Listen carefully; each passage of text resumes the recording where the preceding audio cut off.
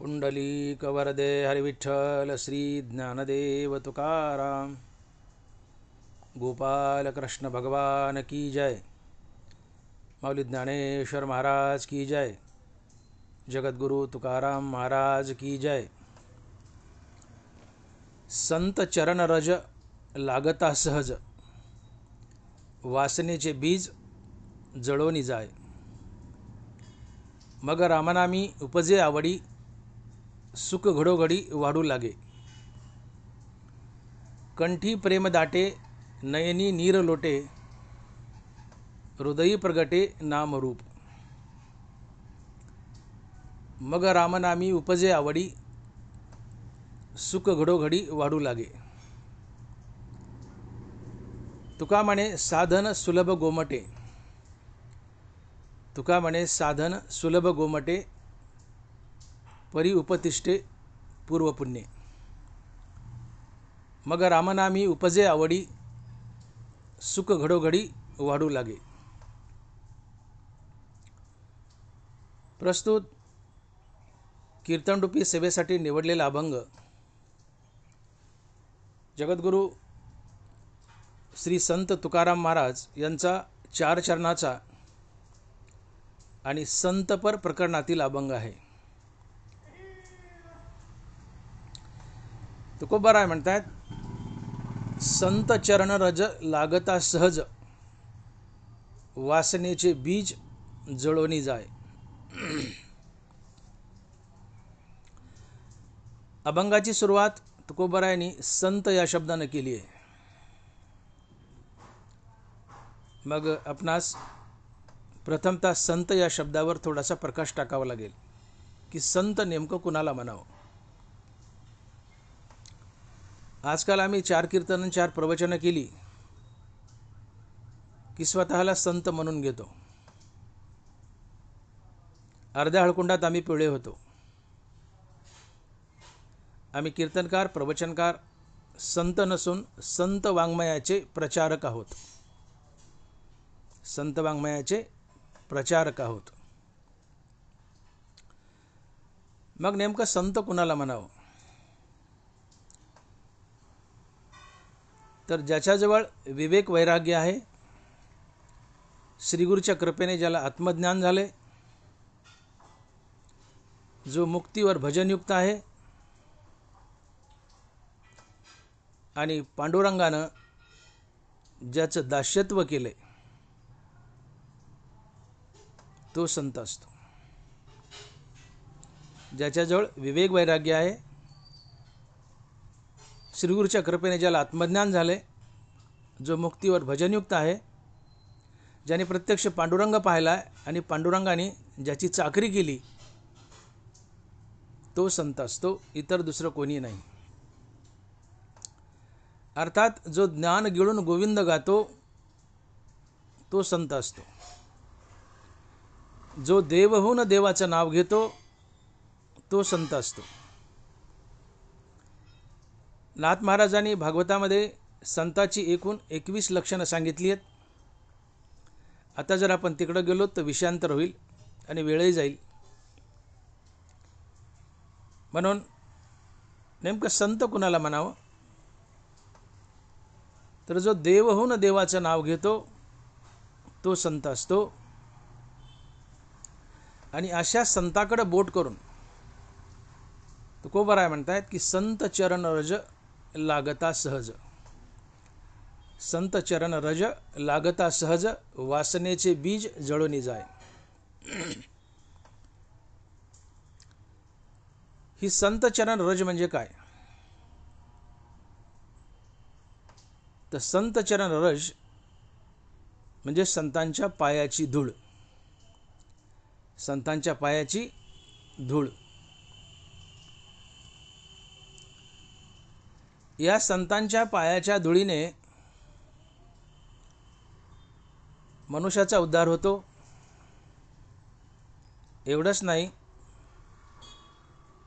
तर देवाचंही भाग्य घडतं।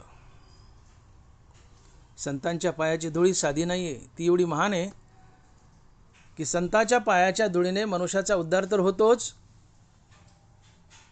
पण या संतांच्या पायाच्या धुळीने देवाचंही भाग्य घडतं.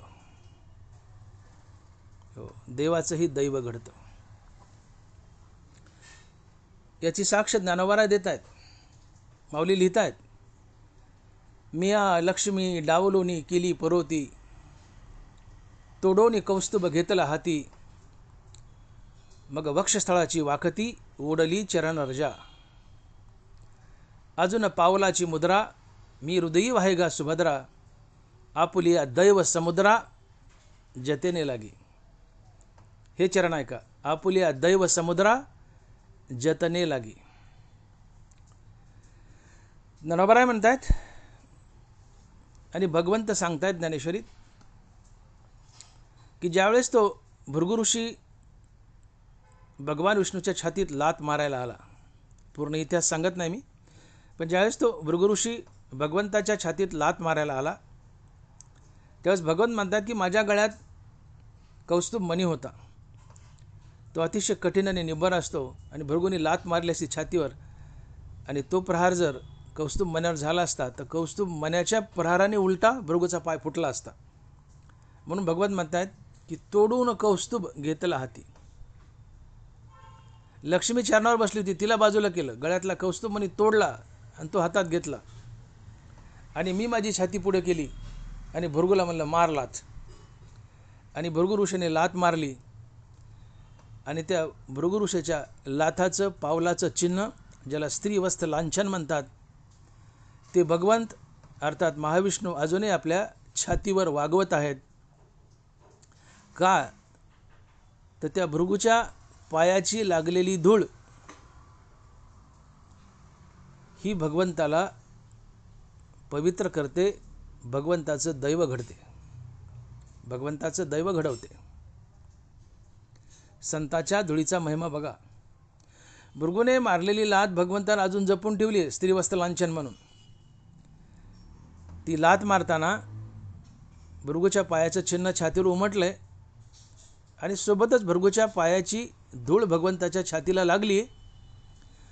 भगवंत ही संतांच्या पायाची धूळ घेऊन आपल्या मस्तकाला लावतात आणि आपलं दैव घडवतात. आणि म्हणून ज्ञानोबा लिहित आहेत की अजूनही पावलाची मुद्रा मी हृदयी वाहेगा सुभद्रा, आपुलिया दैव समुद्रा जतने लागी. तात्पर्य, संताच्या पायधुळीने मनुष्याचं दैव घडतं, मनुष्याचा उद्धार होतो, यात काय नवल. संताच्या पायधुळीने देवाचंही दैव घडतं, हे देव स्वतः बोलत आहेत ज्ञानेश्वरीत आणि ज्ञानोबा सांगत आहेत. इतका संताच्या पायधुळीचा अर्थात संत चरण रजाचा महिमा मोठा आहे.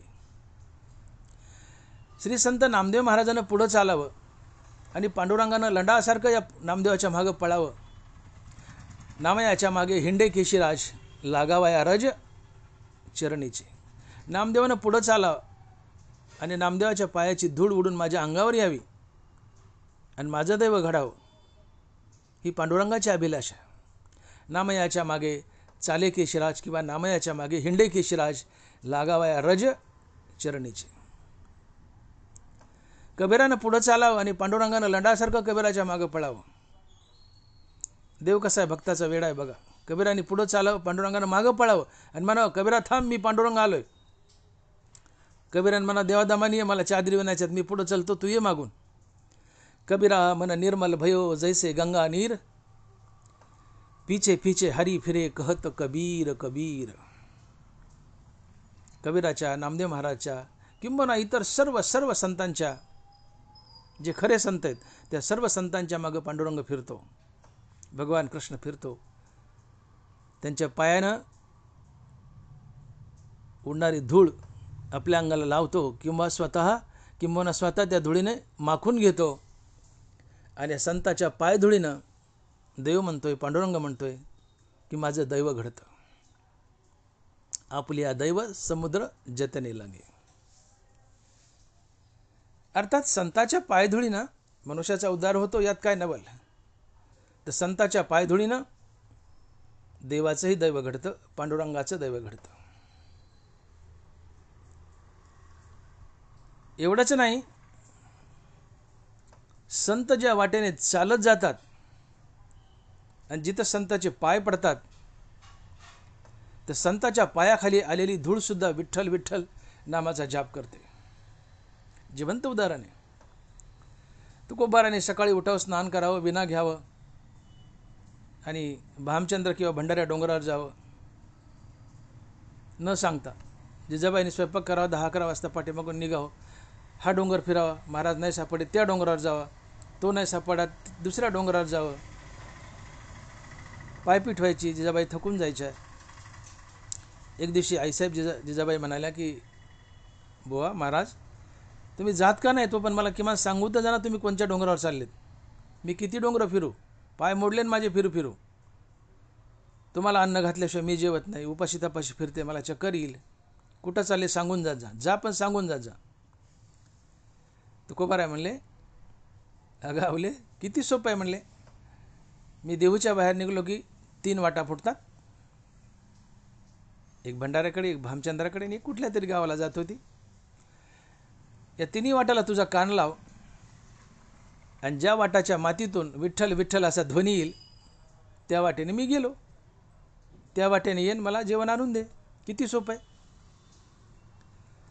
जिजाबाईने जाताना त्या वाटेला मातीला कान लावावा आणि त्या मातीतून विठ्ठल विठ्ठल विठ्ठल असा ध्वनी यावा आणि त्या वाटेने जिजाबाईने जावं आणि तुकोबाराला जेवण द्यावं. तुकोबारा ज्या वाटेने जात होते त्या वाटेची मातीसुद्धा विठ्ठल विठ्ठल म्हणते. ती माती पावन होते, मातीचा उद्धार होतो. जनाबाईच्या गौऱ्या विठ्ठल विठ्ठल म्हणत होत्या. चोखोबा महाराजाची हाडं विठ्ठल विठ्ठल म्हणत होती. संताच्या पायधुळीचा महिमा अतिशय महान आहे. संताच्या पायधुळीनं भगवंताचं दैव घडतं, मनुष्याचा उद्धार होतो, निर्जीव अशा मातीचाही उद्धार होतो. हा संत चरण रजाचा महिमा आहे. आणि म्हणून तुकोबाराय आजच्या प्रस्तुत अभंगात सांगतायत की मानवी जीवाचा उद्धार संताच्या पायधुळीने होतो. संताच्या पायधुळीने देवाचं दैव घडतं. संताच्या पायधुळीने रस्त्याची मातीसुद्धा उधळून निघते. तसंच संताची पायधूळ जर मनुष्याच्या अंगाला सहज लागली, संतांची पायधूळ जर मनुष्याच्या अंगाला सहज लागली तर मनुष्याच्या आतील वासनेचं बीज जळून जातं. हे तुकोबाराय अभंगाच्या पहिल्या चरणात सांगतायत आणि महाराज लिहितायत, संत चरण रज लागता सहज वासनेचे बीज जळून जाय. संत चरण रज लागता सहज वासनेचे बीज जळून जाय. तुकोबाराय म्हणतात की संतांच्या पायाची धूळ जर मनुष्याच्या अंगाला लागली, अर्थात तो खरा संत असावा, ज्ञानोबा तुकोबारायासारखा खरा संत असावा. अशा संताच्या पायाची धूळ जर तुमच्या आमच्या अर्थात मनुष्याच्या अंगाला लागली तर मनुष्याच्या आत हृदयात किंवा मनात वास करणारी वासना जळून जाते.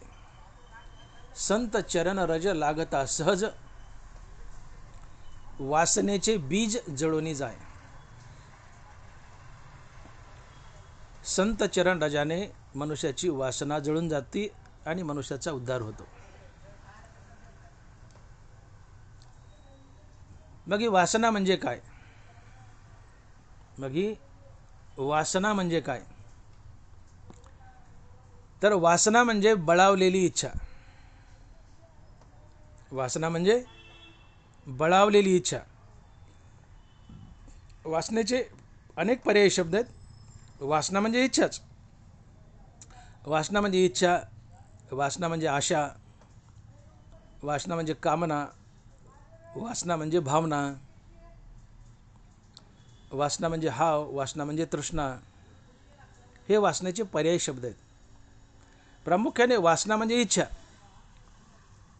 पण वासनेची अजून जर परिपूर्ण व्याख्या करायची असेल तर वासना म्हणजे बळावलेली इच्छा.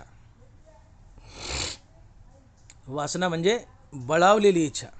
वासना म्हणजे इच्छाच, पण वासना म्हणजे बळावलेली इच्छा. ज्या बळावलेल्या इच्छा आहेत, ज्या फाजील इच्छा आहेत, त्या वासना असतात. जेवण करणं ही इच्छा आहे. मला भाकरी मिळावी ही इच्छा आहे. जेवण करणं इच्छा आहे, पण मला स्वादिष्टच जेवण मिळावं तरच मी जेवेल ही वासना आहे. मला कपडे मिळावेत ही इच्छा आहे.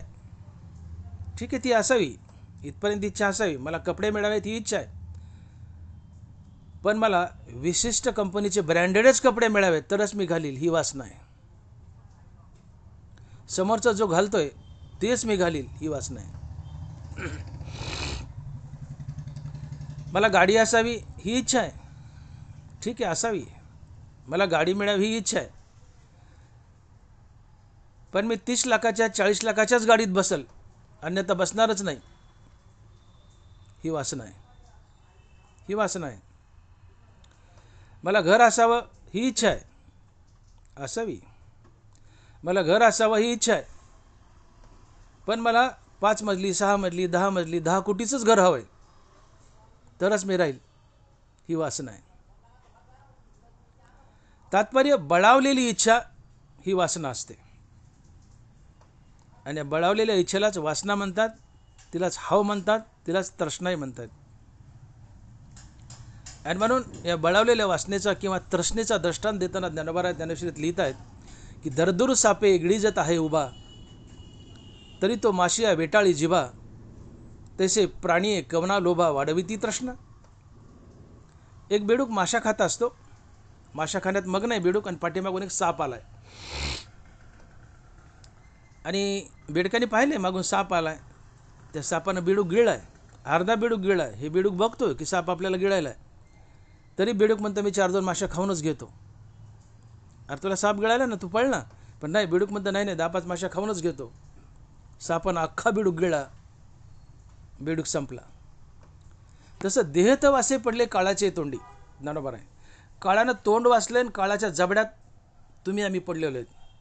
हा काळ कधी जबडा बंद करेल पता नाही, तरी आम्ही म्हणतो 10-5 कोटी कमवूनच घेतो, 10-5 लाख कमवूनच घेतो. दरदूर सापे गिळीजत आहे उभा, तरी तो माशिया वेठाळी जिबा, तसे प्राणी कवना लोभा वाढविती तृष्णा. ज्ञानोबा म्हणतात मला आश्चर्य वाटतं, जे लोकीची ऐशी नांदणूक, ते तर जन्मले आधी जे लोक, तयाचे निश्चिंतीचे कौतुक दिसत असे. अरे तुम्ही काळाच्या तोंडात पडलात, काळाने जबडा बंद केला की मराल. पण ज्ञानोबा म्हणतात की तुम्ही एवढे निश्चिंत निवांत कसे, तुमच्या निश्चिंतपणाचं मला कौतुक वाटतंय म्हणले. अरे निष्ठा ना काळाच्या तोंडातून, काळाच्या तोंडात पडूनही तुम्ही निवांत निश्चिंत, याचं मला कौतुक वाटतंय म्हणले. जयाचे निश्चिंतीचे कौतुक दिसत असे, ये मृत्यूलोकेचे उपराटे, आहा कटा ओकटे, जरी अर्जुना अवचटे जन्माला सीतू येते. ही बळावलेली इच्छा हीच वासना आहे, हीच तृष्णा आहे. ही वासना तृष्णा तुम्हाला चांगल्या मार्गानं वाईट मार्गानं पैसा मिळूनही देईल, पण ही वासना तृष्णा तुम्हाला बेचैन करते आणि अकालीच मारते. मग कमी पैसा मिळून जास्त दिवस जगावं का जास्त पैसा मिळून वासनेमुळे तृष्णेमुळे लवकर मरावं, कोणतं अधिक फायद्याचं आहे हे ज्याचं त्यांनी ठरवावं आणि मला कळवावं. मला तर असं वाटतं की कमी पैसा मिळून जास्त दिवस जगावं हे आमच्या फायद्याचे. जास्त पैसा मिळू वासनेमुळं तृष्णेमुळं, चांगल्या मार्गानं वाईट मार्गानं, पण ही तृष्णा वासना आम्हाला अकालीच मारून टाकते. मग तो पैसा आमच्या काय कामाचा. म्हणून हा तृष्णा अर्थात ही वासना ही घातक आहे, तुम्हाला अकालीच मारून टाकते. आणि मग ही अशी वासना तुकोबाराय म्हणतात की संत चरण रजाने जाते, संत चरण रज लागता सहज, वासनेचे बीज जळून जाय. काही मर्यादेपर्यंत इच्छा ठीक आहे, जीवन जगताना इच्छा असतात आणि असावे ते लागतातच संसारामध्ये जगण्यासाठी. काही मर्यादेपर्यंत इच्छा ठीक आहेत, परंतु वासना नको. आणि वासना म्हणजे बळावलेली इच्छा, अर्थात तृष्णा. म्हणून ही वासना आणि तृष्णा ही घातक आहे. ही वासना आणि इच्छा या दोन्ही तुम्हाला दुःख देतात. इच्छा म्हणजे आशा. ज्ञानोबा बोले, आशा जैशी दुःखाते, व्याली निंदा दुरिते. ज्ञानोबा. आशा इच्छा एकाच अर्थाचे शब्द आहेत. निंदा पापाला जन्म देते, आशा दुःखाला जन्म देते. आशा जैशी दुःखाते, व्याली निंदा दुरिते. इच्छा आशा म्हणलं की तुमच्याबद्दल दुःखच येणार. कारण मनात कुठली आशा आणि इच्छा निर्माण झाली की त्या आशेच्या इच्छेच्या पाठीमागं मन धावतं. मन हृदयस्थ रामापासून तुटतं, ते बहिर्मुख धावतं आणि इच्छित वस्तू, आशा केलेली वस्तू मिळेपर्यंत ते बेचैन अस्थिर असतं. आणि मनाची ही बेचैनी अस्थिरता हेच दुःख असते. आणि मनात तर आशा इच्छा निरंतर उठत राहतात. मग आशेच्या इच्छेच्या पाठीमागं मन सतत धावतं, ते हृदयस्थ रामापासून तुटतं. हृदयस्थ रामापासून तुटलं, बहिर्मुख झालं की बेचैन होतं, अस्थिर होतं, तडपतं. ही तडप, बेचैनी, अस्थिरता हेच दुःख असतंय. आणि म्हणून आशा इच्छा ह्या सातत्यानं तुम्हाला दुःख देतात. आणि म्हणून ज्ञानोबा म्हणतायत की आशा जैशी दुःखाते, व्याली निंदा दुरिते. आशा इच्छा म्हटलं की जीवनात दुःख आलंच. आशा तुलनात्मक थोडं दुःख देते, पण वासना जास्त दुःख देते. कारण वासना ही बळावलेली इच्छा असते, बळावलेली आशा असते. इच्छा तुम्हाला दुःख देते, पण तुलनात्मक कमी देते. वासना ही जास्त दुःख देते. एकदा का लग्नाची पार्टी बसली आणि त्या बैठकीमध्ये बोला म्हणले, किती हुंडा देता? आता कायद्यानं हुंडा बंदी आहे, जुन्या काळातली गोष्ट. बोला म्हणले, किती हुंडा देता? मुलाच्या बापाने प्रश्न केलाय. मुलाच्या बापाने, किती हुंडा देता? मुलीचा बाप म्हणाला, 2 लाख.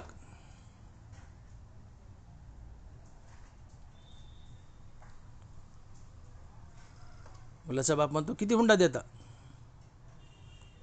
मुलीचा बाप म्हणतो, 2 लाख. आता हा 2 लाखाला सहज तयार झाला. पण याला वाटलं की अरे अरे अरे अरे आपलं मागण्यात चुकलं, आपलं मागण्यात चुकलं. तुम्ही किती हुंडा देता? तर हा मला 2 लाख. मग यांनी असा विचार केला की आपण त्याला 2 लाख म्हणायच्या ऐवजी आपणच जर आधी 4 लाख म्हटलं असतो तर आपला जास्त फायदा झाला असता.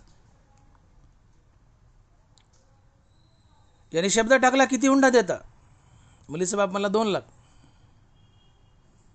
फायनल झालं, सुपारी फुटली. पण मुलाच्या बापाच्या मनात पार चुरचुरली की आपण 2 लाखाला उगाच तयार झालो, 2 लाखाला उगाच तयार झालो. 2 लाखाच्या ऐवजी आपण 4 लाख म्हणलं असतो तरी यांनी दिला असता. फुटली सुपारी. बसले जेवायला. जेवायला बसल्यावर हा मनात सारखा घोकायचा, 4 लाख म्हटलं असतं तर, 4 लाख म्हणलं असतं तर. बाई गुळवणी वाढायला आली.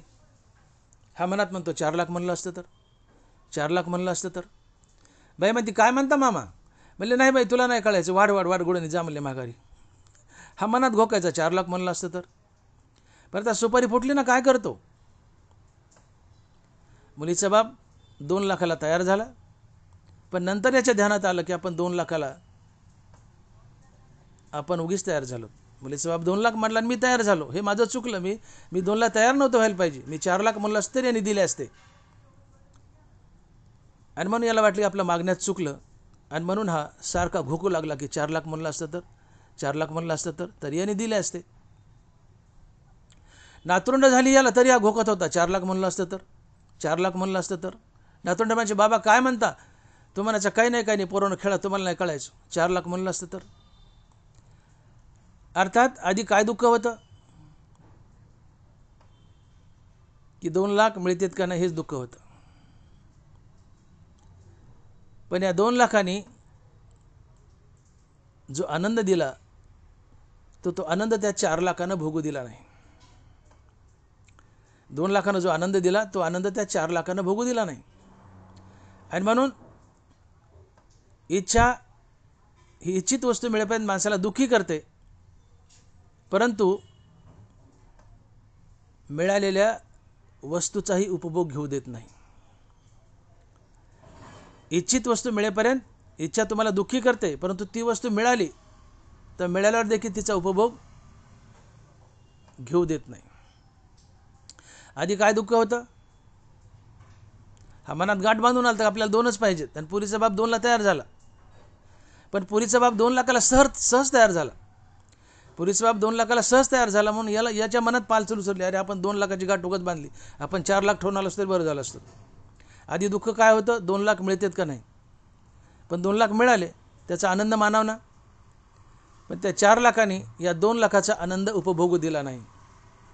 अर्थात अशा इच्छा इच्छित वस्तू मिळेपर्यंत तुम्हाला दुःखी करतात आणि मिळालेल्या वस्तूचाही उपभोग घेऊ देत नाहीत. आणि म्हणून इथे 2 लाख ही इच्छा आहे आणि 4 लाख ही वासना आहे. आधी 2 लाख मिळतात का नाही हे दुःख होतं. इच्छेने दुःख दिलं, काय इच्छा घेऊन आला 2 लाख होंडा मिळावा. पण 2 लाख मिळतात का नाही. पुरीचा बाप जर लाखाचं म्हणला तर काय करावं? 2 लाखाची इच्छा घेऊन आला. पण आधी दुःख होतं की 2 लाख मिळतात का नाही. इच्छेने दुःख दिलं, 2 लाख मिळतात का नाही. पण 2 लाख मिळाले त्यात समाधान नाही. आता 4 लाखाची इच्छा निर्माण झाली. ही इच्छा बळावली आणि बळावलेली इच्छा ही वासना असते. आणि म्हणून 2 लाख ही इच्छा आहे, 4 लाख ही वासना आहे. आणि म्हणून बळावलेली इच्छा ही वासना असते. बळावलेली इच्छा ही वासना असते. आणि इच्छा अशा इच्छित वस्तू मिळेपर्यंत तुम्हाला दुःखी करतात आणि ती वस्तू मिळाल्यावर देखील त्याचा उपभोग घेऊ देत नाहीत. एखादा मनुष्य आमदारकीला उभा राहिला आहे. आधी काय दुःख आहे, काय इच्छा आहे की मी आमदार व्हावं. मग आमदार होतो का नाही भीती आहे, दुःख आहे. आमदार होतो का नाही दुःख आहे. पण आमदार झाला, आता आनंद मानाव ना, ते सुख भोगाव ना. पण आता साहेबाला वाटतं मंत्री व्हावं, पण मंत्रिपद मिळालं नाही. तर मंत्रिपद मिळालं नाही या दुःखानं आमदार झाला हे सुखही भोगू दिलं नाही. बरं मंत्रिपद मिळालंच तर असं खातं मिळालं की ज्यात काही खाता येत नाही. असं खातं मिळालं की ज्यात काही खाता येत नाही. तात्पर्य आशा इच्छा तुम्हाला इच्छित वस्तू मिळेपर्यंत दुःखी करतात आणि मिळालेल्या वस्तूचा उपभोग घेऊ देत नाहीत. आधी 2 लाख मिळतात का नाही हे दुःख होतं. इच्छेने दुःख दिलं पण कमी होतं. 2 लाख मिळतात का नाही हे दुःख होतं. पण तू 4 लाखाची इच्छा झाली तर त्या 4 लाखानं या 2 लाखाचे आनंद उपभोगू दिला नाही. आणि म्हणून मी विधान केलं की बळावलेली इच्छा ही वासना असते. 2 लाख ही इच्छा आहे आणि 4 लाख ही वासना आहे. आणि म्हणून इच्छा तर दुःख देतेच, पण वासना त्यापेक्षाही अधिक दुःख देते. मला जेवण मिळावं ही इच्छा आहे. जेवणाविना किती लोक उपाशी बसलेत किंवा जेवणासाठी किती लोक दुःखी सांगा बरं मला. जेवण मिळत नाही का? जेवण सगळ्याला मिळतंय. जेवण सगळ्याला मिळतंय. देवाने शपथच खाल्ली की जगातील प्रत्येक प्राणी मात्र जेवेल मगच मी जेवेल. देव आधी तुम्हाला जीव घालतो आणि शेवटी देव जेवतो. जेवण सगळ्याला मिळतंय. दैवास्तव देहाचे पाळन, जो चिंतिना देह भरण, तो महायोगी जाण दैवयोगी. देह हा दैववशात पाळला जातो. तुम्हाला जेवढं आयुष्य देवाने दिलं तिथपर्यंत जगवण्याची जिम्मेदारी देवाची आहे. दैवास्तव देहाचे पाळन, दैववशात तुमचा देह पाळला जातो. तुमच्या उदरभरणाची जिम्मेदारी देवाची आहे. जेवण सगळ्याला मिळतंच, देवाची जिम्मेदारी आहे. कारण जितकं आयुष्य तिथपर्यंत तुमचं शरीर जगवायचं आहे. देव अन्न सगळ्याला देतो. पण मला जेवण मिळत नाही म्हणून किती लोक दुःखी आहेत? जवळजवळ कुणीच नाही. जेवण सगळ्याला मिळतं, पण दुःख कशाचं आहे? मला चांगलं जेवण मिळावं याचं दुःख आहे. कपडे सगळ्याला मिळतात, पण मला चांगले कपडे मिळावेत याचं दुःख आहे. आणि चांगलं जेवण, चांगले कपडे ही वासना आहे. आणि म्हणून बळावलेली इच्छा ही वासना असते. आणि इच्छा थोडं दुःख देते, पण वासना तुम्हाला जास्त दुःख देते. ही वासना किंवा इच्छा तुम्हाला दुःख तर देतात, परंतु पुनर्जन्मातही बांधतात. इच्छा वासना तुम्हाला दुःख तर देतात, परंतु हीच वासना तुम्हाला पुनर्जन्मातही बांधते. जन्म घेणे लागे वासनेच्या संगे, तिची झाली अंगे हरिरूप. जशी वासना आहे तसा जन्म आहे. गीतेच्या 8व्या अध्यायात भगवंताने असा एक महान सिद्धांत मांडलाय. आणि मरणी जय अजय आठवे, तो तेची गती ते पावे, म्हणून सदा स्मरावे मातेची तुवा. ज्ञानोबा आहे. मरताना जी वस्तू चित्तात येऊन उभी राहील, पुढच्या जन्मी तुम्हाला ती वस्तू बनावी लागते. आणि मरताना तीच वस्तू चित्तात येऊन उभी राहते की जिच्यावर तुम्ही आयुष्यभर प्रेम केले. ज्या वस्तूवर तुम्ही सर्वात जास्त प्रेम केले, जी इच्छा अधिक प्रबळ आहे, ती इच्छा किंवा तीच वस्तू मरताना चित्तात येऊन उभी राहते. आणि जी वस्तू चित्तात येऊन उभी राहिली, पुढच्या जन्मी तुम्हाला ती वस्तू बनावी लागते. असा एक नियम आहे, असा एक सिद्धांत आहे. आणि मग मरताना तुमच्या मनात इच्छा असतील, वासना असतील, तर या वासना तुम्हाला पुढच्या जन्मात बांधतात आणि 84 लक्ष योनीचा प्रवास करायला होता. म्हणून भगवंताचं भजन करताना कुठली वासना मनात ठेवून भजन करू नका. भगवंताची भक्ती करताना कुठलीही वासना मनात ठेवून भक्ती करू नका, कारण वासनेतून सुटका हाच मोक्ष आहे. आम्ही मोक्ष जो भोगतो ते दुसरं तिसरं काही नसून वासनेतून सुटका हाच मोक्ष आहे. कारण मरताना कुठलीच वासना जर मनात नसेल तर तुम्हाला पुढचा जन्म नसतो, तुम्ही मुक्त होता. मरताना काही वासना असेल तरच तुम्ही जन्म मृत्यूच्या फेऱ्यात अडकता, कारण वासना तुम्हाला पुढच्या जन्माला घालते. आणि म्हणून मी म्हणालो की इच्छा वासना दैनंदिन जीवनात आम्हाला दुःख तर देतातच, परंतु ही वासना आम्हाला पुनर्जन्माला घालते, जन्म मरण्याच्या फेऱ्यात बांधते. आणि म्हणून नाथ महाराज म्हणतात की जन्म घेणे लागे वासनेच्या संगे, तिची झाली अंगे हरिरूप.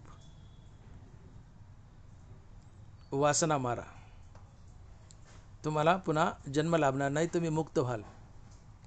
आणि या वासना संताच्या चरण रजाने जळतात. हे तुकोबाराय म्हणतात, संत चरण रज लागता सहज, वासनेचे बीज जळून जाय.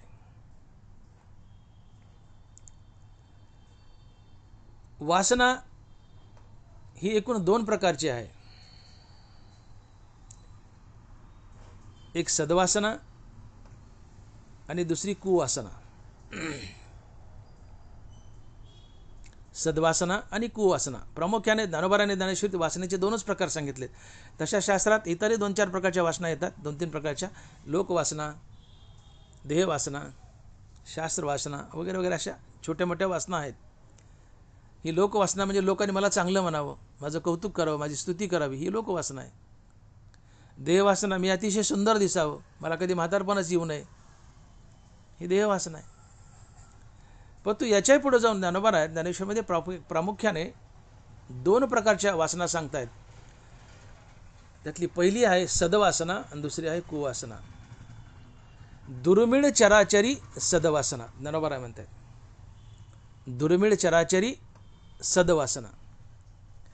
आणि या सद्वासनेला ज्ञानोबा सद्बुद्धी म्हणतात किंवा सुबुद्धी म्हणतात.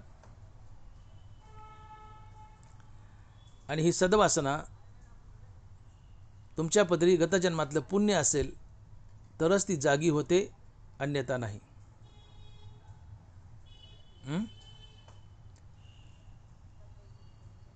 सद्वासना म्हणजे सद्बुद्धी किंवा सुबुद्धी. ज्ञानोबा म्हणतात की कर्माधारे राहटीजे, परी कर्मफळा न निरीक्षिजे, जैसा मंत्रद्रू न बाधीजे कर्मबाधा. ही सद्बुद्धी सुबुद्धी किंवा सद्वासना म्हणजे काय हे सांगताना ज्ञानोबा राय म्हणतात की कर्माधारे राहटीजे परी कर्मफळा न निरीक्षिजे, जसा मंत्रद्रू न बाधीजे भूतबाधा.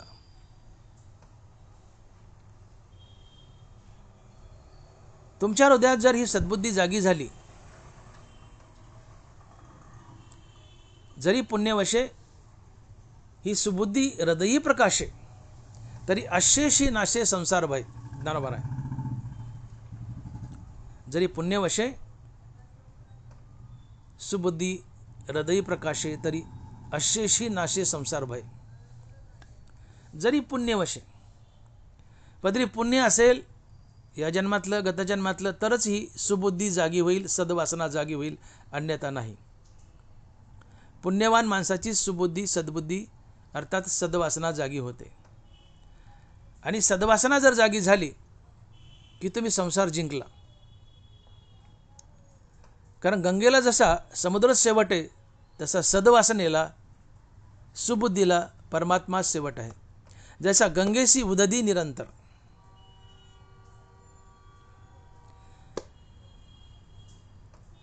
ज्ञानोबा उदाहरण देताना म्हणतायत की जसा एखादा मांत्रिक असतो, त्यांनी त्या भूतावर जर मंत्र टाकले तर त्याला भूतबाधा होत नाही आणि ते भूतही त्याच्या ताब्यात येतं. तसं तुमची सुबुद्धी सद्वासना जर जागी झाली असेल तर ही सद्वासना फलत्यागयुक्त कर्म करते. आणि जेव्हा तुम्ही या सद्वासनेमुळे फलत्यागयुक्त कर्म करतात, तेव्हा ही कर्म तुम्हाला संसार बंधनात बांधत नाहीत. त्या मांत्रिकाने त्या भूतावर मंत्र टाकले, त्याला भूतबाधा झाली नाही आणि भूतही ताब्यात आलं. तसं ईश्वरार्पण बुद्धीने कर्म केले, निष्काम भावनेने कर्म केले, फळाचा त्याग केला, ते कर्म तुम्हाला संसारात बांधत नाहीत आणि मोक्षही तुमच्या ताब्यात येतो. आणि म्हणून ही सद्बुद्धी ही सद्वासना अतिशय मोठी आहे. ज्ञानोबा राय म्हणतात की जैसी दीपकलिका धाकुटी ते बहुतेजा ते प्रकटी, तशी सद्बुद्धी थेकुटी म्हणू नये. या सद्बुद्धीला या सद्वासनेला कुणी लहान म्हणू नये. का दिव्याची ज्योत अतिशय लहान असते पण प्रकाश खूप मोठा असतो. तसं सद्बुद्धी सद्वासना ही लहान असते पण तिचं कार्य फार मोठं फार महान असतं. ती तुम्हाला संसार जिंकून देते आणि जन्ममरणाच्या फेऱ्यातून बाहेर काढते, भगवंताची प्राप्ती करून देते. ही सद्वासना आहे आणि पुण्याने जागी होते. दुसरी आहे कुवासना. कुवासना म्हणजे माणसाच्या मनात असलेल्या संसारिक इच्छा. वासनाचे पण कु आहे, ज्याच्या इच्छा प्रबळ आहेत, ही कुवासना आहे. आणि जोपर्यंत इच्छा आहेत तोपर्यंत संसार बंधन आहेच. ज्या दिवशी तुम्ही निरीच्छ व्हाल अर्थात विरक्त व्हाल तेव्हा संसार बंधन तुटेल. आणि म्हणून कुवासना ही तुम्हाला संसारात बांधते. आणि मग ज्ञानोबा राय लिहित आहेत की एरते दुर्मती जे बहुधा असे विकरती, ते तर निरंतर रमती अविवेकी. ही सुबुद्धी सोडली तर उरलेली ही दुर्बुद्धी आहे. ज्यांच्या पदरी पुण्य आहे, या पुण्याच्या बळावर ही सद्वासना अर्थात सुबुद्धी जागी होते आणि ही तुम्हाला देवाची प्राप्ती करूनच देते. परंतु ज्यांच्या हृदयात सद्बुद्धी नाही आहे, सद्वासना नाही आहे, त्यांच्या हृदयात दुर्बुद्धी असते, कुवासना असते आणि ही कुवासना विकारी असते. अशा माणसामध्ये विकार ठासून भरलेले असतात आणि असा मनुष्य सातत्याने संसार बंधनात अडकत असतो. म्हणून इतया पार्था स्वर्ग संसार नरक अवस्था, आत्मसुख सर्वथा दृष्ट नाही. ज्यांच्याजवळ दुर्बुद्धी आहे, कुवासना आहे, त्यांना संसार स्वर्ग किंवा नरक मिळेल पण आत्मसुख अर्थात मोक्ष मिळणार नाही. मोक्ष किंवा संतपद त्यांनाच मिळेल की ज्यांच्या अंतकरणात सद्बुद्धी वास करते किंवा सद्वासना वास करते. आणि म्हणून कुबुद्धी किंवा कुवासना म्हणजे मनात असलेल्या प्रबळ इच्छा, आणि या प्रबळ इच्छेचा अर्थात कुवासनेचा संतांच्या पायधुळीने नाश होतो. या वासना जळून जातात. ज्यावेळेस तुम्ही संतांच्या सहवास येतात आणि संतांच्या सहवासात येतात आणि संतांची चरणरज तुम्हाला लागते, त्यावेळेस संतांच्या या चरणरजाने तुमची कुवासना जळून जाते. कुवासना जळणं म्हणजे तुमच्या इच्छा मरणं, तुम्ही निरीच्छ होणं, अर्थात तुम्ही विरक्त होणं. आणि ज्यावेळेस तुमच्या जीवनात विरक्ती येते, तर या वैराग्यानं तुम्हाला देव भेटतो. ते हे विषय वैराग्य जे आत्मलाभाचे भाग्य यांनी ब्रह्मानंदा योग्य जीव होती. म्हणून कसं समीकरण आहे पहा की संतांच्या पायाची धूळ जर तुम्हाला सहज लागली तर संतांच्या पायधुळीने तुमची कुबुद्धी कुवासना जळून जाते. अर्थात तुमच्या इच्छा मरतात, तुम्ही निरीच्छ होतात, तुमच्या जीवनात विरक्ती येते. तात्पर्य कुवासना जळणे म्हणजे तुमच्या जीवनात विरक्ती येणे, तुम्ही निरीच्छ होणे, आणि या विरक्तीने देव भेटतो. आता या ठिकाणी तुकोबारांनी काय शब्द प्रयोग केलाय की संत चरण रज लागता सहज वासनेचे बीज जळून जाय. नुसती वासना जळून उपयोग नाही, वासनेचं बीज जळावं. वासनेचं बीज जळावं. तर हे वासनेचं बीज काय आहे? वासना जळाली ठीक आहे, वासना मोक्ष मिळवून देते. जळाली की वासना जळाली मोक्ष मिळेल, पण नुसती वासना जळून उपयोग नाही आहे. एखादं झाड आहे, जसे तुकोबाराज बोलले की आशा ही समूळ खणून काढावी तरीच गोसावी व्हावे त्याने. एखादे झाड आहे वरून तोडले, खोड तसंच ठेवले, त्याला पुन्हा आगाऱ्या फुटतात, फांद्या फुटतात, ते झाड पुन्हा पनपतं. मग ते मुळासहित उपडून काढलं तर पुन्हा ते झाड पनपत नाही, फुटत नाही. म्हणून आशा हे समूळ खणून काढावी तरच गोसावी व्हावे त्याने. इथं तोच प्रकार आहे. नुसती वासना जाऊन उपयोग नाही, वासनेचं बीज जावं.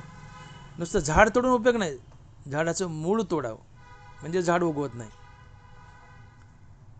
म्हणून वासना जावी पण बीजासहित जावी. वासनेचे बीज जळून जाय. ते वासनेचं बीज काय? तर वासनेचं बीज म्हणजे अविवेक, किंवा फार फार त्याला अज्ञान म्हणलं तरी चालेल. वासनेचं बीज म्हणजे अज्ञान, पण मी प्रामुख्याने वासनेचं बीज म्हणजे अविवेक असं सांगू इच्छितो. कारण जिथं अविवेक आहे तिथे सारासार विचार नसतो.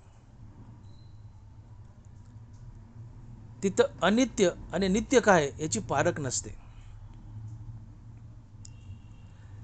ज्यावेळेस तुमचा अविवेक नाहीसा होतो आणि विवेक जागृती होते, त्यावेळेस तुम्हाला सारासार कळतं, नित्य अनित्य कळतं. भगवान सार आहे, संसार आसार आहे. भगवान नित्य आहे, संसार अनित्य आहे, हे विवेक जागृतीने कळतं आणि तुम्ही संसार जिंकू शकता. आणि म्हणून ज्ञानोबा लिहित आहेत की जबवरी पार्था तो विवेकू न उभवी माता तव अंतु नाही अश्वत्था भवरूपाया. जोपर्यंत विवेक डोकं वर करत नाही तोपर्यंत तुम्ही संसार जिंकू शकत नाहीत. आणि मग संसार जिंकण्यासाठी सर्वात मोठं शस्त्र काय? तर ज्ञानोबा म्हणतात विवेक. विवेक हा सिद्धांत आहे. जबवरी पार्था तो विवेकू न उधवी माता तव अंतु नाही अश्वत्था भवरूपाया. अर्थात विवेक जागा होत नाही तोपर्यंत तुम्ही संसार जिंकू शकत नाहीत. विवेक जागा झाला तर संसार जिंकू शकता. याचाच अर्थ अविवेक हे वासनेचं बीज आहे आणि हे वासनेचं बीज जळावं. वासनेचे बीज जळून जाय. आणि म्हणून मी असा अर्थ करू इच्छितो की वासनेचं बीज म्हणजे अविवेक, आणि संतांच्या चरणराजानं हा अविवेक जातो, अविवेक जळतो, आणि अविवेक गेला की तिथं विवेक जागा होतो. आणि मग विवेकाला संसार आसार वाटतो, भगवंत सार वाटतो, संसार अनित्य वाटतो, भगवंत नित्य वाटतो. आणि म्हणून ज्ञानोबा राय म्हणतात की तैसे संसार या समजता जाणीजे जे अनित्यता ते वैराग्य दवडिता पाठी लागे. विवेक जागा झाला, तुम्हाला संसाराची अनित्यता कळाली. संसार मारक आहे आणि संसाराचा मी अंश म्हणून मी मारक आहे. हा संसार मला मारेल, जन्ममरणाच्या फेऱ्यात बांधेल. आणि म्हणून ज्या दिवशी तुम्हाला संसाराची मारकता अनित्यता कळते त्या दिवशी वैराग्याला हकलून दिलं तरी बळच लंडासारखं तुमच्या मागे लागतं आणि या वैराग्यानं देव भेटतो. की हे विषय वैराग्य जे आत्मलाभाचे भाग्य यांनी ब्रह्मानंदा योग्य जीव होती. संसाराची अनित्यता कळावी. नरबारच बोलतात की विखे रांधिली रससोय ते जेवणारा ठाऊई होय ते ताटची सांडूनी जाय जियापरी. एखादा मनुष्य जेवायला बसलाय आणि त्याला कळालं, कोणतरी कानात सांगितलं की याच्यात विष घातलंय, तो मनुष्य त्या ताटावर नुसता उठून जात नाही, ते ताट उलथं पालथं करतो आणि निघून जातो. तसं तुम्हाला खात्रीने कळालं की संसार मारक आहे, हा मला मारणार आहे, त्यावेळेस तुम्ही संसारही उलथा पालथा करता, त्या ताटासारखा निघून जाता. तसे संसाराया समजतात जाणीजे जे अनित्यता ते वैराग्य दवडिता पाठी लागे. संसाराची अनित्यता मारकता ही विवेक जागा झाल्याच कळते. आणि म्हणून वासनेचं बीज हा अविवेक आहे. संताच्या पायधुळीने अविवेक गेला, अविवेक जळाला की विवेक जागा होतो. आणि विवेक जागा झाला की तुम्हाला संसाराची अनित्यता कळते. आणि संसाराची अनित्यता कळाली की तुम्ही अनित्य संसार टाकून देता, नित्य अशा भगवंताच्या मागे लागता. आणि नित्य अशा भगवंताच्या मागे लागणे हा विवेक असतो, हे वैराग्य असते. आणि या वैराग्याने देव भेटतो. म्हणून कुवासना जाणे आणि सद्वासना जागी होणे हे वैराग्य आहे. आणि या वैराग्याने देव भेटतो. आणि म्हणून तुकोबाराय इथं सांगू इच्छित आहेत की संत चरण राज लागता सहज वासनेचे बीज जळून जाय. अर्थात संतांची पायधूळ जर तुमच्या अंगाला लागली, सहज लागली, तर वासनेचं बीज जळून जातं. अर्थात तुमचा अविवेक नाहीसा होतो, तुमचा विवेक जागा होतो. आणि विवेक जागा झाला की तुम्हाला संसाराची अनित्यता कळते, त्याची मारकता कळते. या संसाराला तुम्ही उलथंपालथं करून टाकून देता आणि नित्य अशा भगवंताच्या मागे लागता. आणि संसार टाकून देणं, संसाराची किळस येणं आणि फक्त भगवंताचं आवडणं हेच वैराग्य असते. अर्थात सद्वासनेने तुम्हाला वैराग्य लाभलं, वैराग्याने देव लाभला. सद्गुरूच्या कृपेने आत्मज्ञान होऊन तुम्ही मुक्त झाले. आणि म्हणून अविवेक हे वासनेचे बीज आहे, हे जळावं म्हणजे वासना कायमची जाते. पुन्हा मनात कुठलीच इच्छा निर्माण होत नाही. तुम्ही निरीच्छ होता, विरक्त होता. विरक्ती तुम्हाला देवाची प्राप्ती करून देते. आणि म्हणून महाराज म्हणतात की संत चरण राज लागता सहज वासनेचे बीज जळून जाय.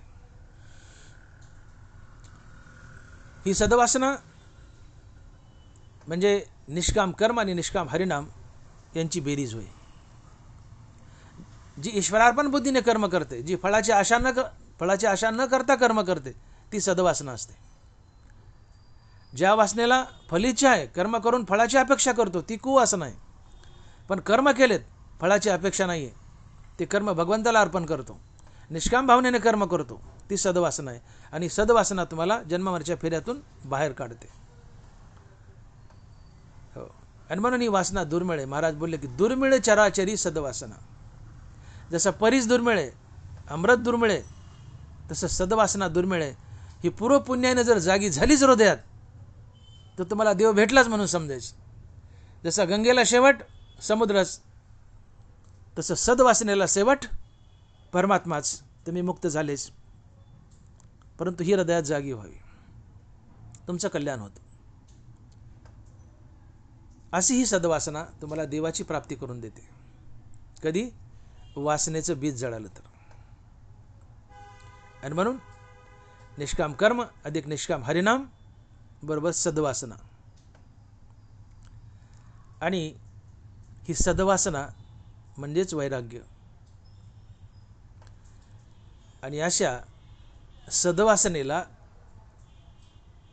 फक्त राम नामच आवडतं, दुसरं काहीही आवडत नाही.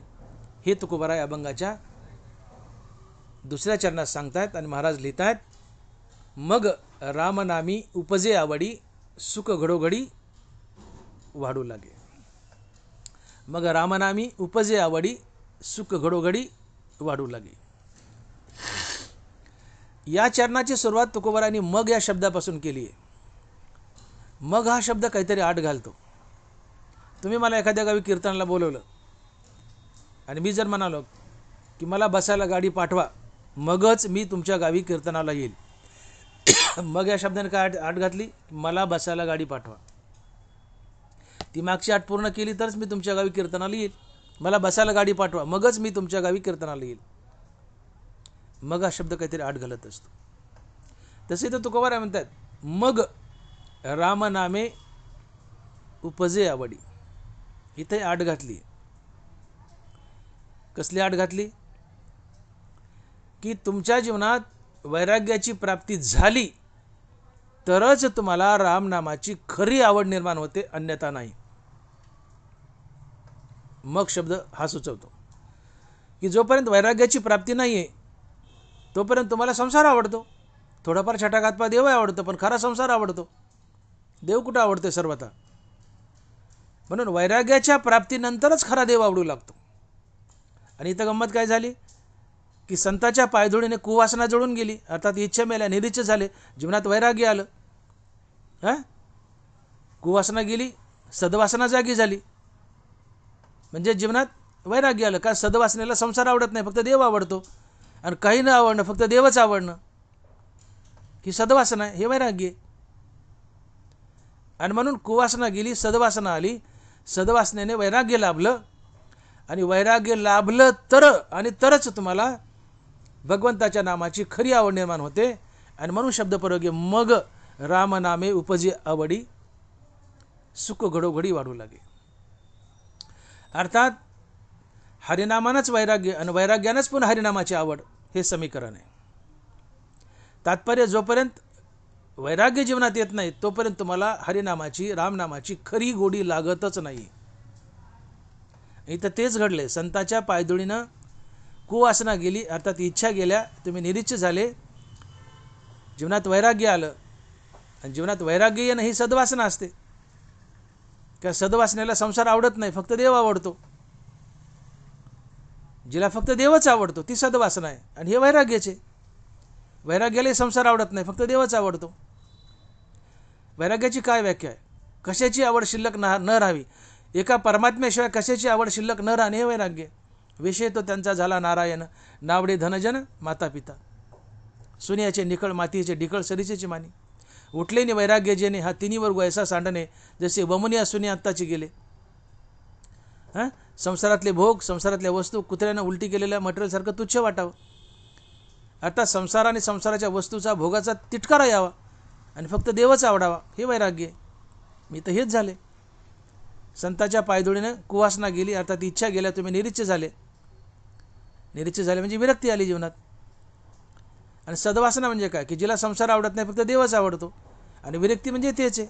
विरक्तीला काय? संसार आवडत नाही, फक्त देव आवडतो. म्हणून विरक्ती आणि सद्वासना एकच. आणि म्हणून कुवासना गेली, सद्वासना आली. सद्वासना म्हणजेच विरक्ती. आणि अशी विरक्ती जीवनात आली की मगच तुम्हाला रामनामाची खरी आवड निर्माण होते. आणि म्हणून तो बरा शब्द प्रयोग करतायत की मग रामनामी उपजे आवडी सुख घडोघडी वाढू लागे. तुमच्या जीवनात वैराग्य आलं तरच तुम्हाला रामनामाची खरी आवड निर्माण होते, अन्यथा नाही. याची साक्ष ज्ञानोबाराय देत आहेत. माऊली लिहित आहेत की म्हणून ये पूजे रिझलेनी आत्मराजे, वैराग्य सिद्धी देजे पसाय तया. मग येणे वैराग्य दसे, ईश्वराचे निवेद वसे, सर्व ही नावडे जैसे वात होय. तुम्ही निष्काम कर्म आणि निष्काम हरनामाने भगवंताची पूजा केली तर या पूजेने भगवान प्रसन्न होतात आणि प्रसाद म्हणून तुम्हाला वैराग्य बहाल करतात. आणि या वैराग्याच्या बळाने तुम्हाला ईश्वराचा वेध लागतो. येणे वैराग्य दसे, ईश्वराचे निवेद वसे, सर्व ही नावडे जैसे वात होय. या वैराग्यानं तुम्हाला ईश्वराचा वेध लागतो. संसार उलटीपऱ्या तुच्छ वाटतो, ईश्वराचा वेध लागतो. आणि ईश्वराचा वेध लागणं यालाच म्हणायचं रामनामी उपजे आवडी. ईश्वराचा वेध का लागलाय? जीवनात वैराग्य आले. अर्थात निष्काम कर्मानं निष्काम हरिनामानं या पूजेने भगवंत संतुष्ट झालेत, प्रसाद म्हणून वैराग्य दिले. या वैराग्याच्या बळावर तुम्हाला ईश्वराचा वेध लागलाय. आणि ईश्वराचा वेध लागणं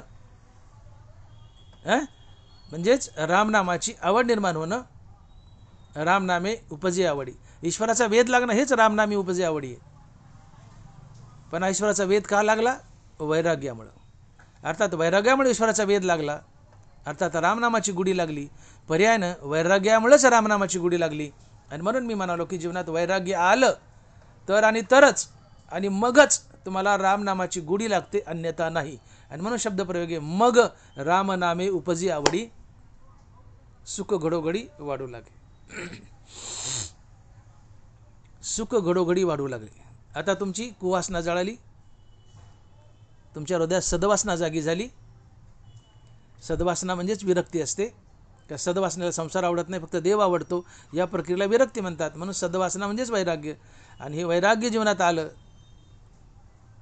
मगच तुम्हाला रामनाम आवडतं. मग रामनामे उपजे आवडी. मग आता रामनाम आवडू लागलं की पुढं फायदा काय होतो? सुख घडोघडी वाढू लागे. जोपर्यंत रामनामाची आवड नाही आहे तोपर्यंत जीवनात सुख चढतं नसतं. सुख चढतं असावं. सुखाशी चढावा असणे जेणे सुख चढतं असावं. सुख घडोघडी वाढू लागे. भगवंताची आवड निर्माण व्हावी, भगवंताच्या नामाची आवड निर्माण व्हावी, परमार्थ आवडीचा असावा. सुख चढतं असतं, वाढत जातं. परमार्थ हा सवडीचा नसावा किंवा नडीचा नसावा. नड पडली, अडचण आली, देवाची सेवा करायची, हे कामाचं नाही. सवड मिळाली, देवाची सेवा करायची, हे कामाचं नाही. परमार्थ नडीचा सवडीचा नसावा, परमार्थ आवडीचा असावा. आणि जिथं आवडीचा परमार्थ आहे, अलग लक्षामध्ये, जिथं परमार्थ आवडीचा, आवडीने भावे हरिनाम घेसी, असा परमार्थ असावा. परमार्थ आवडीचा असावा. जिथं आवडीचा परमार्थ आहे तिथे सुख चढतं असतं, घडोघडी वाढत जातं. आणि म्हणून संसारात सुख नसतंच आणि असलंय थोडंफार, विषयात संसारात सुख नसतं आणि असलंय थोडंफार, तर ते भगवंतामुळेच मिळालेलं असते. तिकडे जायला नको, आता विषयांतर होईल. संसारात सुख नसतंच आणि असलंय थोडंफार, तर ते घटत जातं.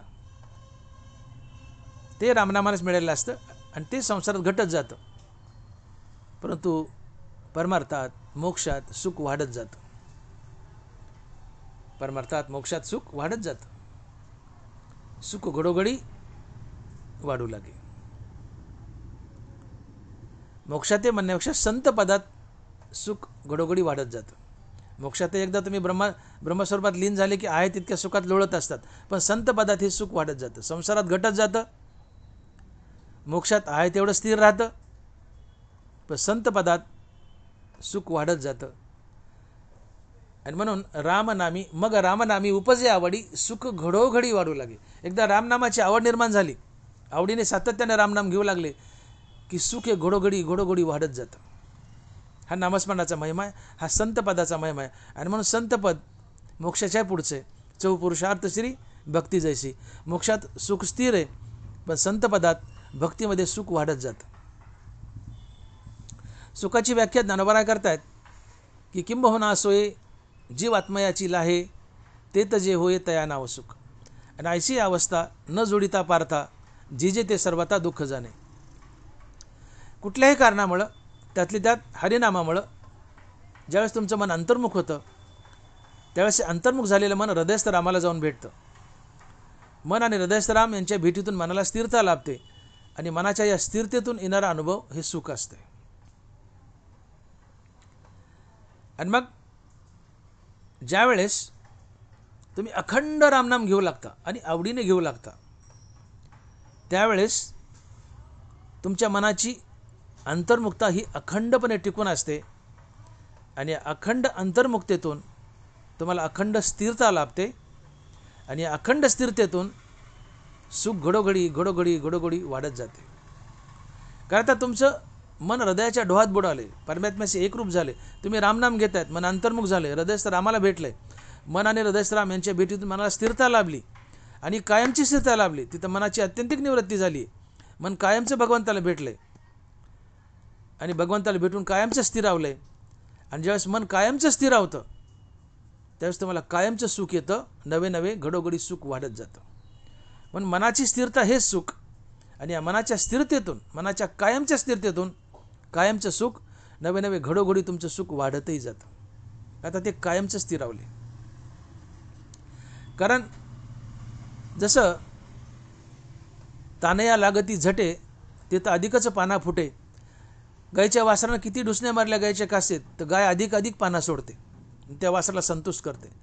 तसंच तुम्ही जितकं अधिक अधिक अधिक रामनाम घ्याल तितका भगवंत अधिक संतुष्ट होतो आणि अधिक सुखाचा पाना तुम्हाला सोडतो आणि तुमचं सुख घडोघडी वाढत राहतं. सुख का वाढतंय? जसं वासरू किती डुसण्या मारो कासेला, ती राग मानवत नाही, ती अधिक पाना देते. तसं रामनाम, ती संतुष्ट होते गाय. तसं रामनामामुळे, अधिक अधिक रामनामामुळे, अखंड रामनामामुळे भगवंत संतुष्ट होतो आणि अधिक अधिक अधिक प्रेम पाना देतो. तुमचं सुख वरचेवर वरचेवर वरचेवर चढतं असते. एक कारण.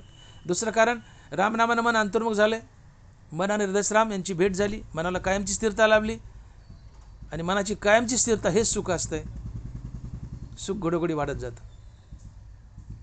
आणि तिसरं कारण, जो अखंड रामनाम घेतो, आता हा असा महात्मा विरक्तीतून अखंड रामनामाकडे आला ना, ज्याच्यामध्ये विरक्ती आहे, मग रामनामाची आवडी, रामनामाची अखंड आवड विरक्ती मिळाली, असा महात्मा विरक्तच असतो, असा मनुष्य विरक्त असतो.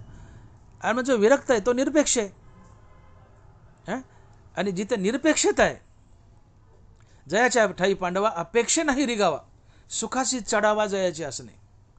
ज्याच्या ठिकाणी कुठली अपेक्षाच नाही तिथं सुख वरचेवर वरचेवर चढत जातं. ना बरोबर बोलतात, जयाच्या ठाई पांडवा अपेक्षा नाही रिगावा, सुखाशी चढावा जयाचे असणे. आणि सुखाशी चढावा म्हणजे सुख घडोघडी वाढू लागे. आता तुम्ही विरक्त आहेत, निरीच्छ आहेत, कुठलीच अपेक्षा नाही आहे, मग तुम्हाला दुःख मिळण्याचं कारण काय? वरच्यावर सुख वाढत जातं. अर्थात संतांच्या जीवनात सुख वरच्यावर चढत जातं, किंवा संत जिथं थांबलाय तिथं सुख वरच्यावर चढत जातं. दोन्ही अर्थ होतात. सुखाशी चढावा जयाचे असणे. आणि म्हणून सुख वरच्यावर वाढतंय. कशामुळे? आवडीने रामनाम घेतलं तर. आणि आवडीने रामनाम का घ्या वाटतं? जीवनात वैराग्य आले. आणि म्हणून हे समीकरण लक्षात घ्या की संताच्या पायधुळीनं कुवासना जळते. अर्थात वासनेचं बीज जे आहे तो अविवेक जळतो, त्यातून विवेक जागृती होते आणि विवेकामुळं आसार प्रपंच टाकून देता सार अशा भगवंताच्या मागे लागता. आणि आसार प्रपंच टाकणं आणि सार भगवंताच्या मागे लागणं हे वैराग्य असते. तात्पर्य, संताच्या पायधुळीनं आसार प्रपंच अर्थात कुवासना गेली, इच्छा मेल्या, तुम्ही निरीच्छ झाले, जीवनात विरक्ती आली. आता इथं वासनेचं बीज जळालं, वासनाही जळाली. मग कुवासना गेली की सद्वासना जागी झाली. सद्वासनेला संसार आवडत नाही, फक्त देवच आवडतो. म्हणजे हे एक प्रकारचं वैराग्यच आहे. अर्थात सद्वासनेने वैराग्य. आणि ज्यांच्या जीवनात वैराग्य फक्त त्यालाच रामनामाची कायमची आवड निर्माण होते. आणि म्हणून इथं शब्द प्रयोग आहे, मग रामनामी उपजे आवडी, सुख घडोघडी वाढू लागे. वैराग्यानं, वैराग्य जीवनात आलं तर किंवा मगच रामनामाची कायमची आवड निर्माण होते. आणि म्हणून मग रामनामी उपजे आवडी, सुख घडोघडी वाढू लागे. आता सद्वासनेने, वैराग्याने तुमच्या जीवनात रामनामाची आवड आली, तुम्ही आवडीने नित्य रामनाम घेऊ लागले, त्यामुळे सुखही घडोघडी वाढत चालले. तुम्ही सुखाच्या डोहात बुडायला लागले, आनंदाचे डोही. आणि म्हणून सुख चढतंय. आणि ज्यावेळेस असं चढतं सुख जीवनात येतं त्यावेळेस काही चिन्ह तुमच्या शरीरावर उमटतात. ती चिन्ह काय उमटतात तुकोबारा हे अभंगाच्या 3ऱ्या चरणात सांगतायत. आणि महाराज लिहितात की कंठी प्रेम दाटे, नयनी नीरो लोटे, हृदयी प्रगटे नामरूप. कंठी प्रेम दाटे, नयनी नीरो लोटे. ज्यावेळेस तुम्ही अति आवडीने वैराग्य धारण केले, अति आवडीने रामनाम घेत आहेत, अखंड रामनाम घेत आहेत, सुख घडोघडी वाढतंय. तुम्ही भगवंताला एवढे अटॅच झालेले असतात की आता भगवंत तुम्ही वेगळे राहिलेच नसतात, तुम्ही देवच झालेले असतात. भगवंतन तुम्ही एकरूप झालेले असतात. आणि मग इथे अशा भक्तीमध्ये मधून तुमचा कंठ दाटून येतो. इथं अष्टसात्विक भाव उभे राहतात. थोडक्यात कंठी प्रेम दाटे नैनी नीर लोटे, म्हणजे तुमच्या शरीरामध्ये या भक्तीमुळं, प्रेमाभक्तीमुळं तुमच्या जीवनात अष्टसात्विक भाव निर्माण होतात. तर अष्टसात्विक भाव म्हणजे डोळ्यात पाणी येणे, कंठ दाटून येणे, वाणी न फुटणे, वाणी सद्गदित होणे, अंगावर शहारे येणे, केस उभे राहणे, किंवा अंगाला घाम येणे, अंग असं स्थिर किंवा टाईट राहणे, कधी मूर्छा येणे, असे अष्टसात्विक भाव असतात. यातले प्रामुख्याने 2-3 भाव इथं तुकोबाराय लिहितात की कंठी प्रेम दाटे नैनी नीर लोटे. तर अशा प्रेमयुग भक्तीने, नित्य रामनामाने तुमचा कंठ दाटून येतो. तुमच्या कंठातून शब्द निघत नाहीत, तुमचं शरीर सद्गद होतं, घाम येतो, डोळ्यातून अश्रूच्या धारा लागतात, ही प्रेमाश्रू असतात. आणि हृदयात ही रामाची मूर्ती किंवा रामाचं नाम प्रगट होतं. भगवंत हृदयात वास करतो. कंठी प्रेम दाटे नैनी नीर लोटे, हृदयी प्रगटे नामरूप. असे अष्टसात्विक भाव तुमच्या जीवनात निर्माण होतात.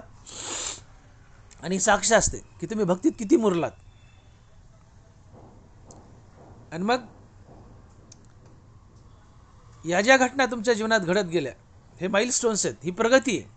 तुम्ही भक्तीमध्ये वावरत असताना, तुम्ही नामस्मरण करत असताना तुमचा कंठ दाटून यावं, तुम्ही देवाशी संभाषण करावं, देवाला बोलावं, ज्ञानेश्वरी वाचता असताना, गाथा वाचता असताना, रामकृष्ण हरी जाप करत असताना तुमच्या डोळ्यात सातत्यानं पाणी यावं, किमान मधून तरी यावं, तुमचा कंठ दाटून यावं. अर्थात तुमचे अष्टसात्विक भाव जागे व्हावेत. यावरून हे समजतं की भक्तीमध्ये तुमची प्रगती आहे. तुम्ही भगवंताच्या अतिजवळ गेले आणि कंठ दाटून आला नाही, डोळ्यात पाणी आलं नाही, भगवंताचं नाम घेताना, भक्ती करताना, ज्ञानेश्वरी गाथा वाचताना, तर आपण भक्तीमध्ये फार मागे रेंगाळतोय. याला आपण माइलस्टोन म्हणलं तरी चालतं. प्रगती. जसं आमच्या लहान मुलं असतात, सुरुवातीला ते उलतं पालतं होतं, मग रांगतं, मग उठून उभं राहतं, चालतं, बोलतं. These are called the milestones आमच्या मेडिकल भाषेमध्ये. तसे हे माइलस्टोन असतात की आपली भक्तीमध्ये काय काय प्रगती झाली. जेव्हा अष्टसात्विक भाव जागे होतात त्यावेळेस आपले माइलस्टोन्स त्या लहान मुलासारखी प्रगती चालली आहे. रांगणारं उभं राहिलं, बोलणारं पळायलं, ही प्रगती. तशी भक्तीमध्ये प्रगती असावी. अष्टसात्विक भाग जागे व्हावेत, अष्टसात्विक भाग जागे व्हावेत, हे सुचवतं की तुम्ही भगवंताच्या अतिजवळ गेले. तसं मग अखंड रामनाम घेऊ लागले, सुख घडोघडी वाढतंय, तुमच्या शरीरावर अष्टसात्विक भाग जागे होतात, तुमचा कंठ सद्गत होतो, वाणी फुटत नाही, प्रेमानं दाटून येतो, डोळ्यातून पाण्याच्या धारा वाहू लागतात, हृदयात नाम प्रगट होतं भगवंताचं, भगवंताची मूर्ती प्रगट होते, भगवंत हृदयात राहायला येतो. अशी अवस्था जीवनात येते. आणि अशी अवस्था आली तरच समजावं आपली भक्तीमध्ये खरी प्रगती आहे. असं नाही आलं तर समजा आपण आहे त्या जागेत आहेत किंवा आपली अधोगती आहे. हे अष्टसात्विक भाग जागे व्हावेत. म्हणून कंठी प्रेम दाटे नैनी नीर लोटे, हृदय प्रगटे नामरूप. पण हे कधी घडेल म्हणले सगळं? शेवटच्या चरणात तुकोबाराय म्हणतात की तुका म्हणे साधन सुलभ गोमटे, परिउपतिष्ठे पूर्वपुण्य. हे सगळं तेव्हाच घडेल म्हणले. हे संतांच्या पायधुळीनेच घडेल. संतांची पायधुळे साधन सोपं आहे, पण हे कधी गोमटं आहे, सोपं आहे, पण कधी घडेल म्हणले? गेल्या जन्मातली पुण्याई पदरी असेल तर, अन्यथा नाही. आणि मग बघा, मग बहुत सुकृताची जोडी म्हणून विठ्ठली आवडी. मागचं पुण्य म्हणून विठ्ठल आवडलाय आणि संताची भेट झाली. जन्मजन्मी आम्ही बहुपुण्य केले तेव्हा या विठ्ठले कृपा केली. संतांनी विठ्ठल एकच असतात. देवते संत निमित्त त्या प्रतिमा. तात्पर्य गतजन्मातलं पुण्य असावं लागतं. तिळतिळ पुण्य साचा पडे तरी ते बहुता जन्मी जोडे, वाचेचे नाम तुझे आतुडे, समागम घडे संतांचा. तिळतिळ पुण्य साठवावं लागतं गेल्या जन्मात, या जन्मात. आणि मग संत भेटी होते, संताच्या पायाची धूळ आम्हाला लागते. आणि या चरणाच्या पायाच्या धुळीने, अर्थात संत चरण रजाने आमच्या वासनेचं बीज जळून जातं. आमच्या जीवनात कुवासना जाऊन सद्वासना येते. ही सद्वासना हे वैराग्य असते. वैराग्य जीवनात आलं तरच आणि मगच रामनामाची आवड निर्माण होते. सुख घडोघडी वाढू लागतं. सुख घडोघडी वाढू लागलं तर आम्ही या सुखात न्हावून जातो आणि आमच्या शरीरावर अष्टसात्विक भाव जागे होतात. याला तुकोबाराय म्हणतात कंठी प्रेम दाटे नैनी नीर लोटे, हृदय प्रगटे नामरूप.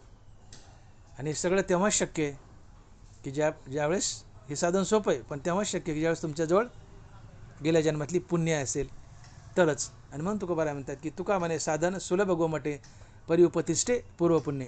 विठोबा रखुमाई, जय जय विठोबा रखुमाई, जय जय विठोबा रखुमाई, जय जय विठोबा रखुमाई. आता तुकोबाराय म्हणतात की संत चरणराज लागता सहज वासनेचे बीज जळून जाय. संतांच्या पायधुळीने एवढ्या घडामोडी होतात आपण पाहिल्या, पण भानगड अशी हो की युगात एखादा संत येतो.